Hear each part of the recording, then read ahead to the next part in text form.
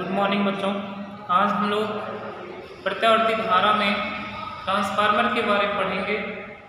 इसमें इसका सिद्धांत क्या है, कितने प्रकार का होता है, इसकी संरचना पढ़ेंगे और संरचना में भी पट्टित लॉ ऑफ रोड के बारे में थोड़ा सा कि पट्टित लॉ ऑफ रोड क्यों लगाई जाती है, ये कितने प्रकार की होती है, और क्रियाविधि भी पढ़ के हम लोग परिणमन अनुपात निकालने की कोशिश करेंगे और टाइप्स भी दोनों जानेंगे कि कौन सा ट्रांसफार्मर इसका पहचान है।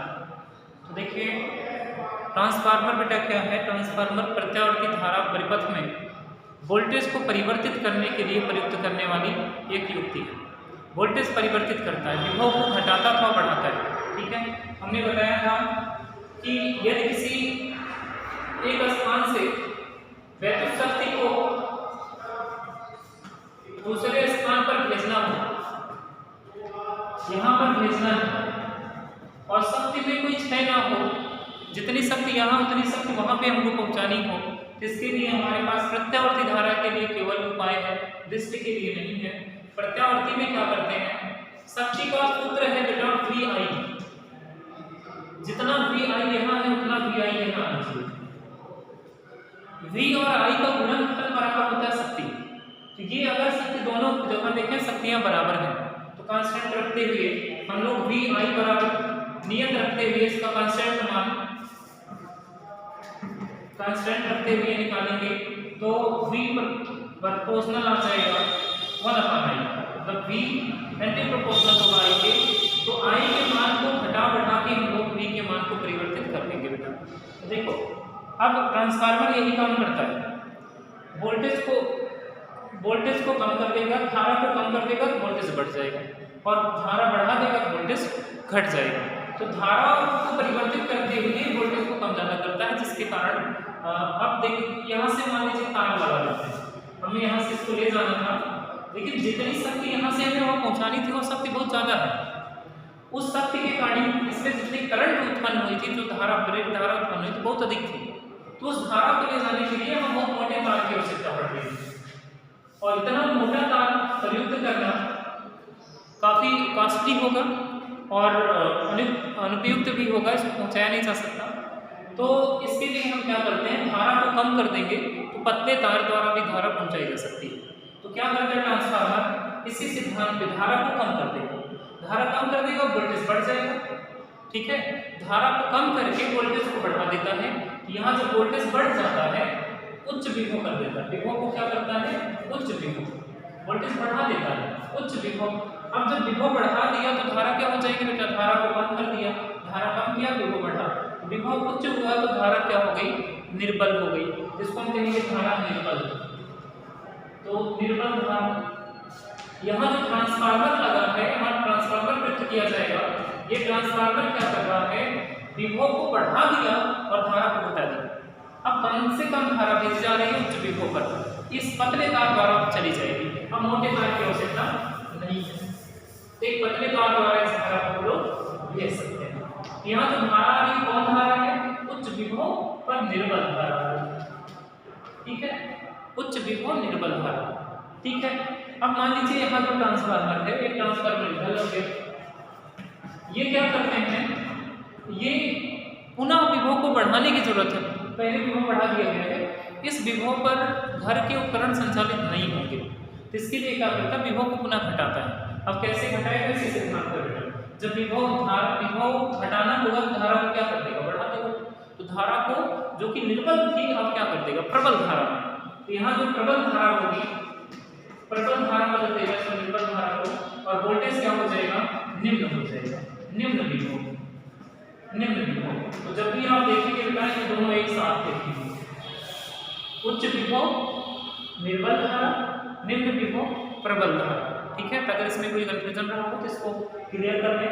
ये दोनों मिलान के बराबर होता है, एक ज़्यादा एक कम, यह एक कम दो ज़्यादा, लेकिन दोनों का गुणनफल क्या होगा बेटा, बराबर होगा, अर्थात शक्ति में कोई क्षय नहीं होगा, क्योंकि दोनों का गुणनफल शक्ति के बराबर होता है। ठीक है, तो ये कांस्टेंट रखते हुए शक्ति को बिना परिवर्तित किए जितनी शक्ति वहाँ उत्पादित हुई है उतनी ही शक्ति को हम यहाँ पहुँचा सकते हैं केवल वोल्टेज को परिवर्तित करके। तो ट्रांसफार्मर बेटा यही काम करता है, वैद्युत विभव को परिवर्तित कर देता है। विभव को घटा बढ़ा देता है, जिसके कारण हम लोग धारा का एक स्थान से दूसरे स्थान तक पहुंचा सकते हैं, ठीक है, दे सकते हैं। तो यही काम है, आप देखते हैं ट्रांसफार्मर पावर प्लांट से लेकर पावर हाउस और घर में पहुंचने पर भी ट्रांसफार्मर का यूज होता है। गांव में पहुंचता है तो ट्रांसफार्मर लगा होता है, तो उसको आप पढ़ेंगे बाद में कहाँ पे इसका लगाया जाता है। तो अब हम ट्रांसफार्मर की थोड़ी सी संरचना के बारे में पढ़ें। पहले ट्रांसफार्मर क्या है? तो ट्रांसफार्मर एक ऐसी युक्ति है, या उसके सिद्धांत को भी लिख सकते हैं। ट्रांसफार्मर अन्योन्य प्रेरण के सिद्धांत पर कार्य करने वाली एक ऐसी युक्ति है जिसके द्वारा प्रत्यावर्ती धारा परिपथ में वैद्युत विभव को परिवर्तित किया जा सकता है, ठीक है। क्या करता है? प्रत्यावर्ती धारा परिपथ में वैद्युत विभव के मान को परिवर्तित करने के लिए प्रयोग किया जाता है, ठीक है। तो विभव को घटा बढ़ा देता है ट्रांसफार्मर, ठीक है। फिर देखेंगे इसका सिद्धांत क्या है। तो सिद्धांत इसका महत्वपूर्ण है, आप सिद्धांत इसका लिख लेना। अन्योन्य प्रेरण के सिद्धांत पर कार्य करता है ट्रांसफार्मर, अन्योन्य प्रेरण के सिद्धांत पर कार्य करता है। अन्योन्य प्रेरण के सिद्धांत पर कार्य करने वाला उपकरण है। अब अन्योन्य प्रेरण क्या होता है आप जानते हैं कि जब दो कुंडलियों को पास पास रखकर किसी एक कुंडली में प्रवाहित धारा के मान में परिवर्तन किया जाता है, किसी एक कुंडली में प्रवाहित धारा के मान में परिवर्तन किया जाता है, तो दूसरी कुंडली में स्वतः प्रेरित धारा तथा प्रेरित विद्युद्वाहक बल उत्पन्न होने की घटना को अन्योन्य प्रेरण कहते हैं। तो बेटा यही सिद्धांत है ट्रांसफार्मर का। इसमें दो कुंडलियां होती हैं, एक कुंडली को हम लोग आपतित स्रोत से जोड़ते हैं जहां से धारा आती है, और दूसरे को इससे जोड़ते नहीं है, डायरेक्ट इसके मान में जो परिवर्तन होता है तो उसमें परिवर्तन अपने आप हो जाएगा और इसमें भी प्रेरित धारा उत्पन्न हो जाती है, ठीक है। अब किस तरह से वोल्टेज परिवर्तित करता है वो हम लोग अभी पढ़ते हैं, ठीक है। तो चलिए देखते हैं संरचना इसकी। संरचना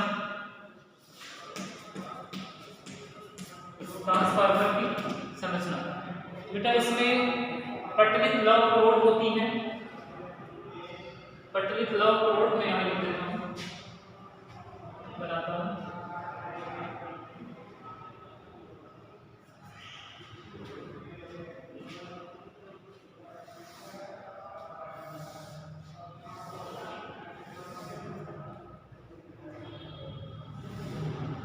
ये ट्रांसफार्मर की संरचना है, बनाना आप सीख लीजिए।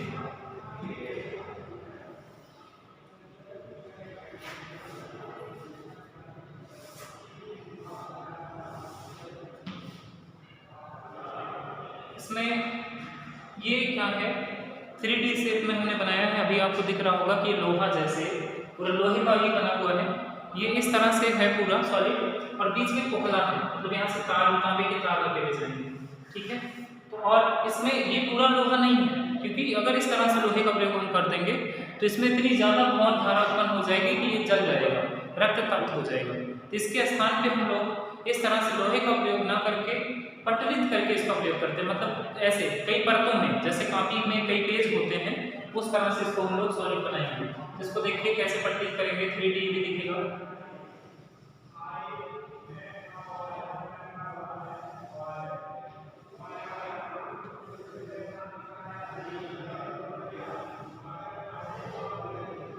ठीक,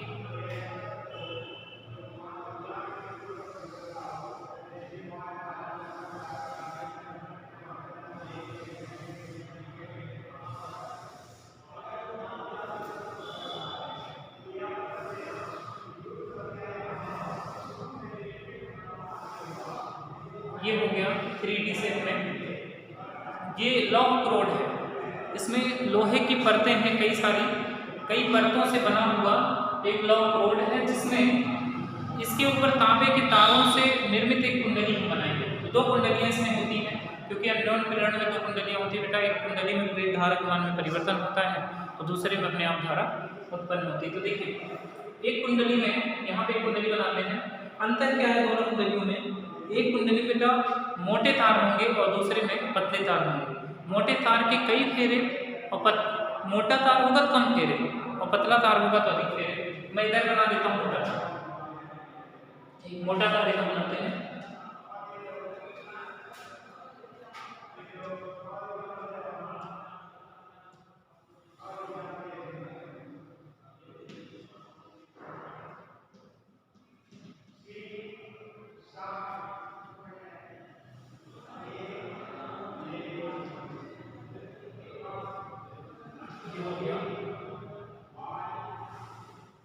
मोटे तार के कम फेरे हैं इसमें।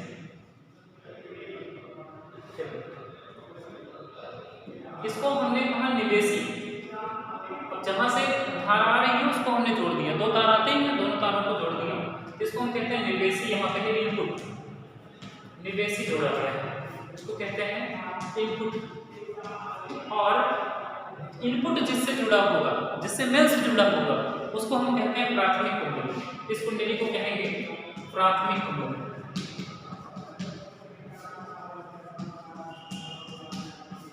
ठीक है। और इसमें तांबे के तार के, पतले तार के कई फेरे होंगे, पतले तार के कई फेरे होंगे, एक फेरा हो गया।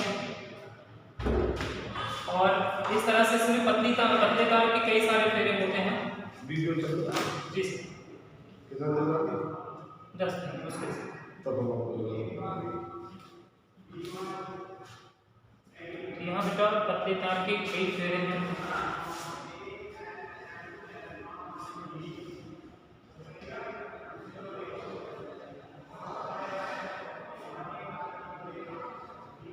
यहाँ पतले तार के कई फेरे, यहाँ से करंट निकल जाएंगे, इसको हम कहते हैं द्वितीय कुंडली। और यहाँ पे क्या है, निवेशी था, यहाँ निर्गत होगी धारा, निर्गत होगी, इसको कहते हैं आउटपुट।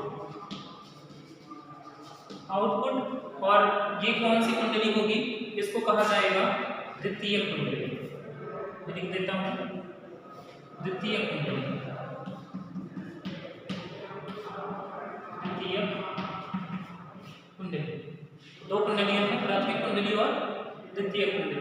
बेटा निवेशी जो होगा वो प्राथमिक होगा, अगर इस निवेशी को यहाँ जोड़ देते प्राथमिक कुंडली बन जाएगी और वो द्वितीय हो जाएगी। ठीक है। और फेरों की संख्या से ही हम जान सकते हैं, इसको देख के ही कि कौन सा ट्रांसफार्मर है ये। ठीक है, इसको देख के ही हम लोग जान लेंगे कि कौन सा ट्रांसफार्मर है। तो देखें कि यदि वोल्टेज और फेरों की संख्या प्राथमिक द्वितीयक में देखना है, अगर द्वितीयक में वोल्टेज बढ़ गया अथवा फेरों की संख्या बढ़ गई तो जो बढ़ाएगा उसको स्टेप अप बोलेंगे। दो तरह के ट्रांसफार्मर हैं, एक है स्टेप अप, स्टेप अप क्या लिखा है, स्टेप अप है, स्टेप अप ट्रांसफार्मर, और दूसरा है step down, step down transformer.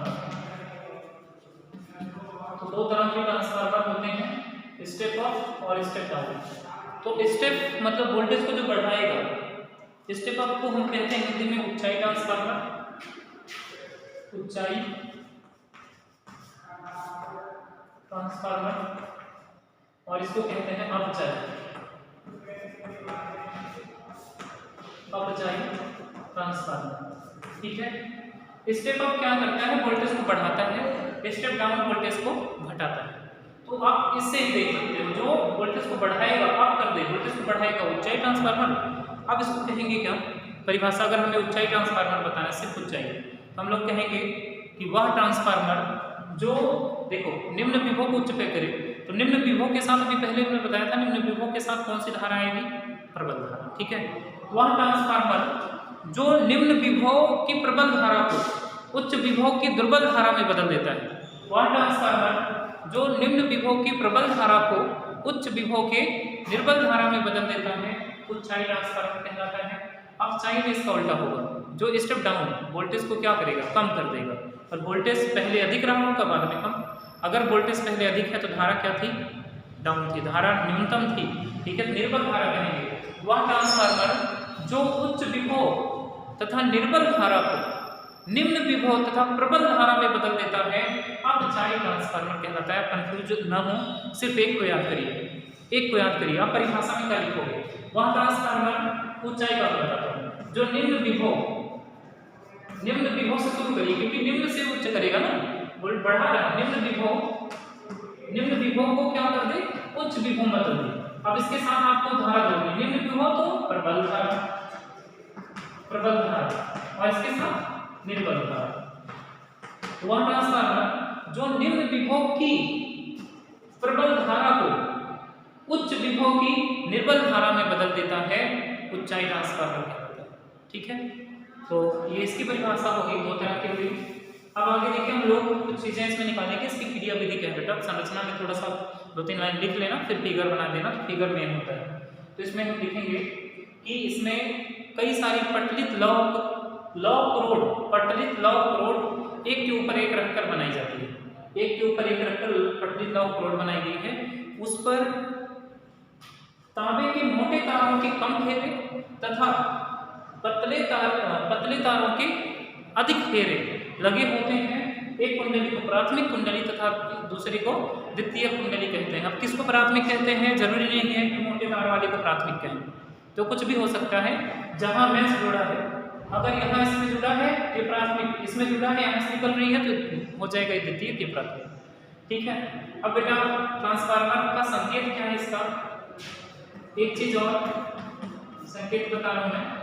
एक बात और जान ले, इसमें पटलित करके क्यों प्रयोग किया जाता है, इसको पटलित क्यों लगाया गया, पटलित लौह रोड क्यों है, ताकि भंवर धाराओं से कम हानि, भंवर धारा से बचाने के लिए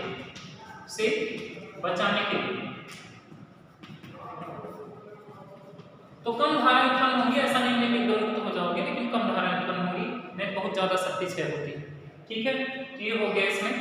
अब आगे इसका संकेत क्या बेटा देखेंगे, संकेत क्या होता है, सिर्फ कुंडलियां हम संकेत में देखेंगे। जहां भी ट्रांसफार्मर पढ़ेंगे सिर्फ कुंडली होगी। तो एक प्राथमिक कुंडली बना देते से कम के मोटे तारों के,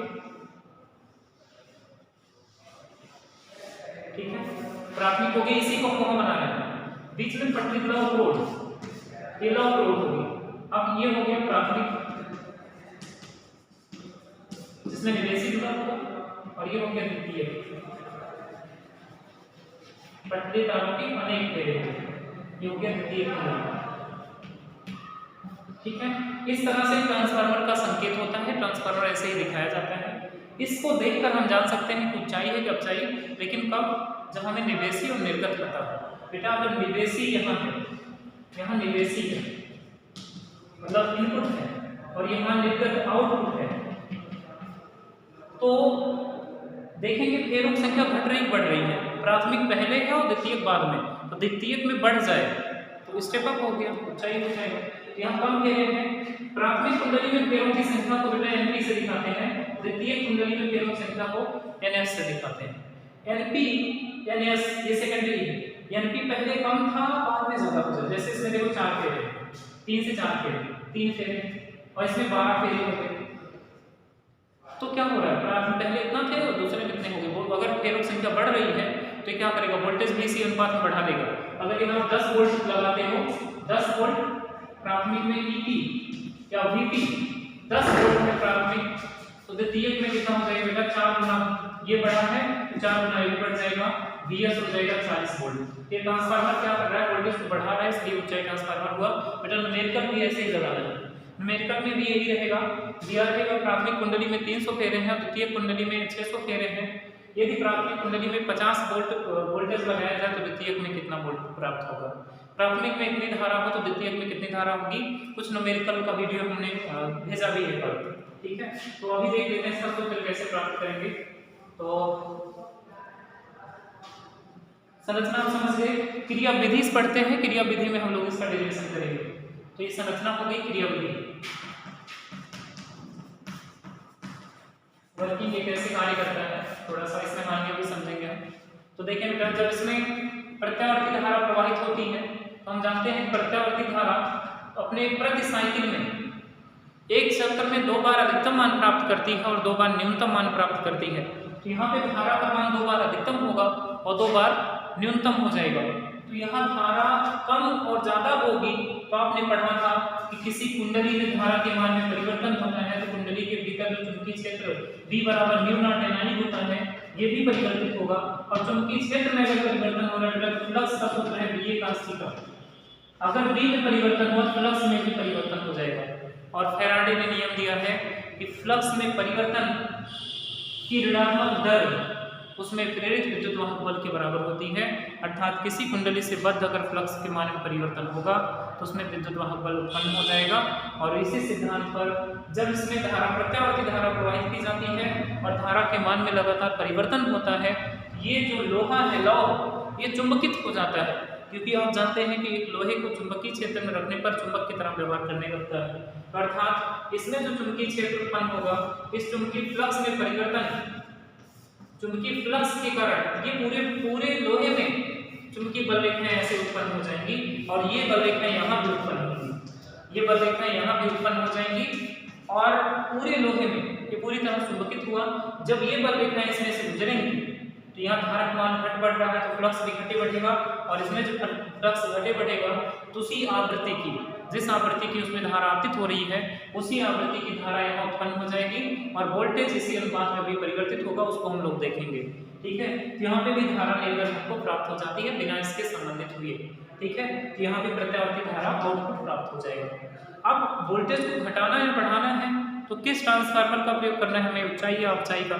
तो ऊंचाई ट्रांसफार्मर वोल्टेज को बढ़ाएगा। अब हम किस तरह से फेरों की संख्या को घटा बढ़ा के हम लोग ऊंचाई अवचाई में बदलते हैं, वोल्टेज को घटा बढ़ा पाते हैं? तो आप देखिए, आपने पढ़ा था कि अभी फैराडे का नियम हम देखते हैं। फैराडे के नियम से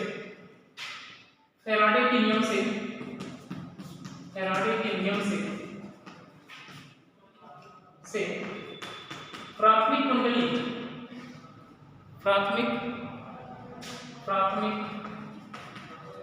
कुंडली में प्रेरित विद्युत वाहक बल, प्राथमिक कुंडली में हम मान लेते हैं जो विद्युत वाहक बल प्रेरित होगा वो प्राइमरी ईपी होगा। E primary electromotive force primary coil में, प्राथमिक कुंडली में ईपी क्या हो जाएगा? तो आपने पढ़ा है, क्या पढ़ा है? ई प्रोपोर्शनल ई बराबर होता है minus N del phi upon del t. Minus N क्या होगा उसमें बेटा? प्राथमिक कुंडली में फेरों की संख्या एनपी, फ्लक्स में परिवर्तन del phi upon del t. ठीक है, फ्लक्स परिवर्तन की दर हो गई, किसी समय पे हम मान लेते हैं डेल्टा टी, तो समीकरण 1 हो गया। अब आप देखिए द्वितीय कुंडली में क्या होगा बेटा? द्वितीय कुंडली में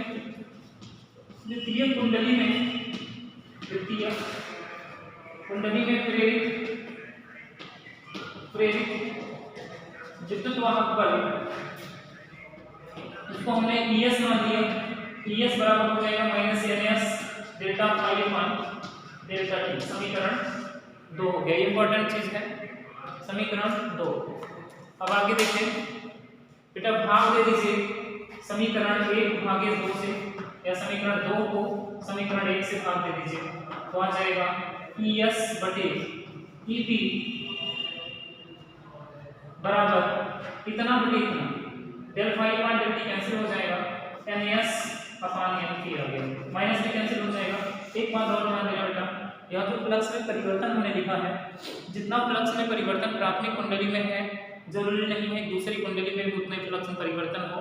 जैसे यहाँ पे अगर 100 बल रेखाएं उत्पन्न हो रही हैं तो यहाँ पे हो सकता है कि कुछ कम बल रेखाएं पहुंच पाए, 95 बल रेखाएं, तो फ्लक्स बल रेखाएं कम ज़्यादा होने का मतलब फ्लक्स परिवर्तित हुआ, तो इसको कहते हैं फ्लक्स हानि।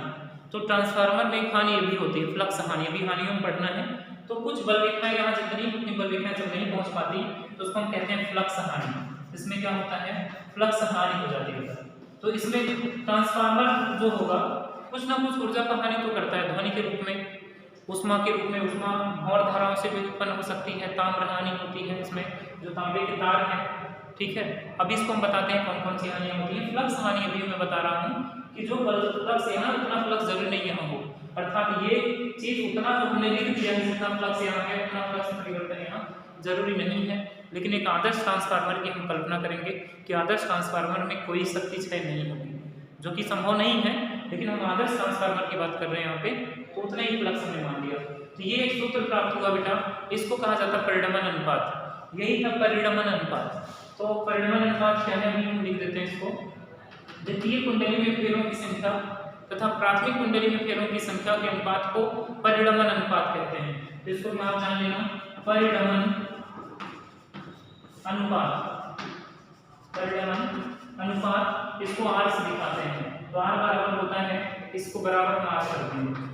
अब सूत्र देखो, आपको ये चीजें दी होंगी, यानी S फेरों की संख्या दिया है, प्राथमिक कुंडली वोल्टेज क्या है, द्वितीयक में इतना है, तो अथवा प्राथमिक में इतना है, द्वितीयक में क्या होगा। फिर आपसे धारा भी पूछेगा, तो धारा के लिए भी हम सूत्र बना निकालते हैं, जिसको आप नोट कर लीजिएगा पूरा, और अभी हम बता देते हैं और थोड़ा सा।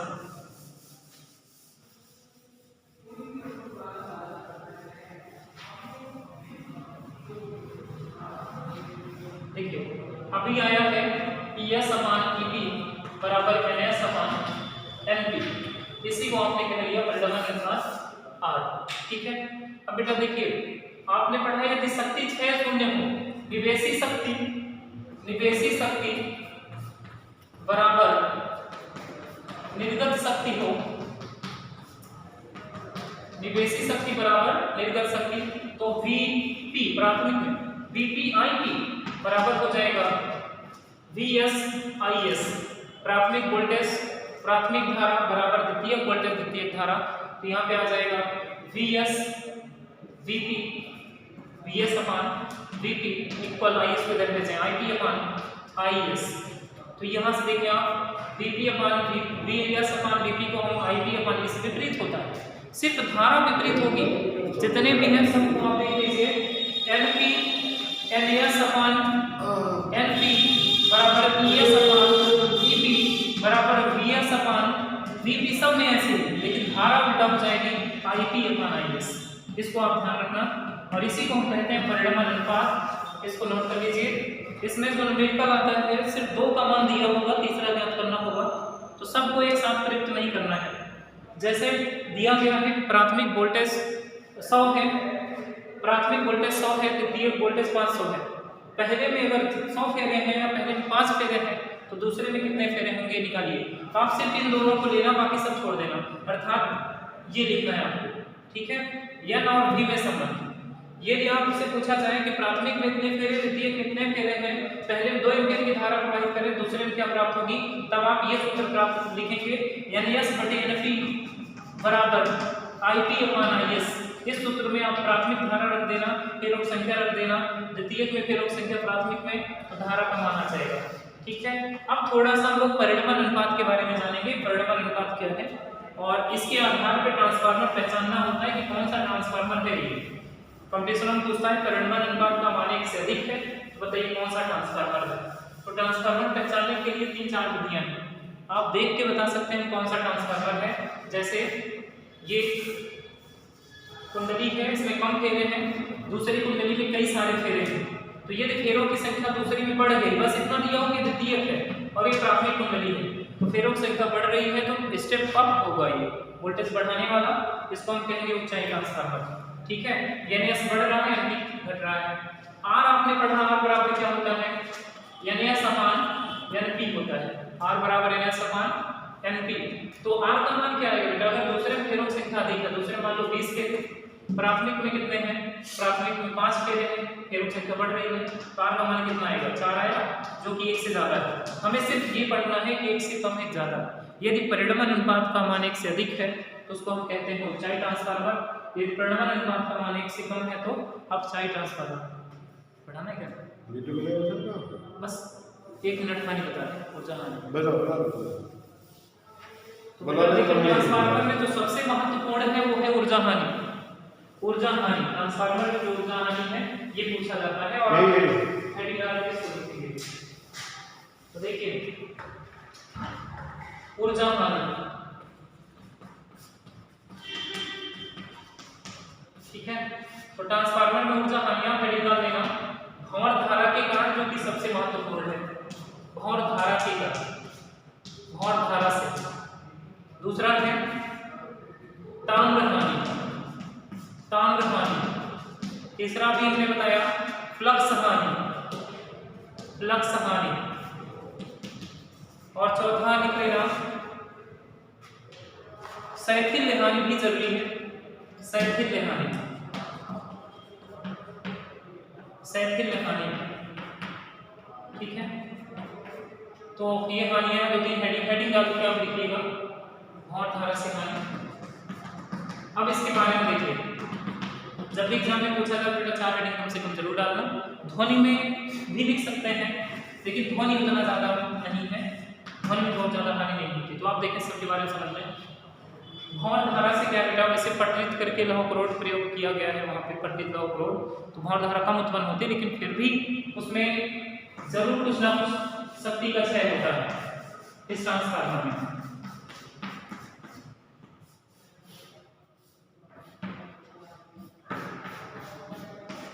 इसमें देखिए बेटा, अभी हमने बताया था तांबे के तार हैं, तांबे के तार में वैसे प्रतिरोध बहुत कम होता है, लेकिन कुछ ना कुछ प्रतिरोध जरूर होता है, क्योंकि ऐसा संभव नहीं प्रतिरोध शून्य हो जाएगा। तो तांबे का जो तार है, तांबे का जो प्रतिरोध है, उसमें जो हानि होती है तांबे के तार के प्रतिरोध में, इसके प्रतिरोध में जो शक्ति क्षय होता है, ऊर्जा हानि होता है, उसको हम कहते हैं ताम्र हानि। ठीक है, प्रतिरोध में आप पढ़ते नहीं थे इस पर बल्ब जलता है कैसे, प्रतिरोध में ऊर्जा क्षय होती है जिसके कारण जलता है, तो वो है ताम्र हानि। भंवर धारा क्या बेटा, ये जो लोहा है, लौह रोड में भंवर धारा उत्पन्न होती है जिसके कारण ऊर्जा का हानि होता है। तो आपको 2-3 लाइन इसके अंदर लिखना है। फ्लक्स हानि क्या है, जितनी फ्लक्स प्राथमिक कुंडली में उत्पन्न होती है, जरूरी नहीं द्वितीय कुंडली में उतनी फ्लक्स रेखाएं पहुंच सकें। तो द्वितीय कुंडली में फ्लक्स वैद्युत बल रेखाओं की संख्या प्राथमिक कुंडली में वैद्युत बल रेखाओं की संख्या की अपेक्षा कुछ कम हो जाती है, तो यही जो कमी आती है उसको हम कहते हैं फ्लक्स हानि। ठीक है, शैथिल हानि क्या बेटा, ये चुंबकत्व में है। तो चुंबकत्व क्या होता है, ये एक बार प्रत्यावर्ती धारा इसमें आती है, एक बार एक दिशा में चुंबकित होगी, फिर विपरीत दिशा में चुंबकित होगी। ठीक है, तो चुंबकित हो गया, मान लो एक बार इधर बन गया, इधर एस बन गया। ठीक है, ऐसे अब क्या होगा, विपरीत दिशा में एक बार ऐसे उत्पन्न हो रही है, अब विपरीत दिशा में उत्पन्न हो रहा है। क्यों, क्योंकि एक बार धारा ऐसे प्रवाहित होगी, फिर ऐसे प्रवाहित होगी, एक बार धारा ऐसे फिर ऐसे। आप जानते हैं ना, प्रत्यावर्ती धारा में एक बार धारा इधर आती है फिर इधर आती है, तो जो फ्लक्स होगा, एक बार फ्लक्स इस पर इधर उत्पन्न हुआ, फिर विपरीत उत्पन्न होना है। तो ये जो लोहा है, यह चुंबक है, इसमें एक बार एक दिशा में चुंबकित होना, एक बार विपरीत दिशा में चुंबकित होना, तो चुंबकन और विचुंबकन कहलाता है। चुंबकन और विचुंबकन होने में कुछ शैथिल्यता रहती है। शैथिल्य मतलब होता है आलस टाइप का। तो ये क्या करता है, तुरंत एक बार एक दिशा में चुंबकित हुआ है तो विपरीत दिशा में चुंबकित नहीं हो पाता। ठीक है, उसके कारण कुछ ऊर्जा हानि होती है, इसको हम कहते हैं शैथिल्य हानि। और ट्रांसफार्मर से कुछ ध्वनि भी निकलती है, तो ध्वनि में भी ऊर्जा की कुछ हानि होती है। तो बेटा अब इसका लगभग पूरा ट्रांसफार्मर हो चुका है, कुछ छूटा होगा तो कम से कम टाइम में हमने इसको पूरा करने की कोशिश किया है। और लगभग ट्रांसफार्मर आप किताब से पढ़ लीजिएगा, और न्यूमेरिकल्स जो नहीं समझ आएगा अगर पूछना चाहें तो आप हमसे न्यूमेरिकल पर पूछ लीजिएगा। तो बहुत कम टाइम, बहुत कंजस्टेड करके हमने इसको बताया है, फिर भी ज़्यादा टाइम हो गया। तो बस इतना ही, ट्रांसफार्मर संपूर्ण इसी में है। धन्यवाद।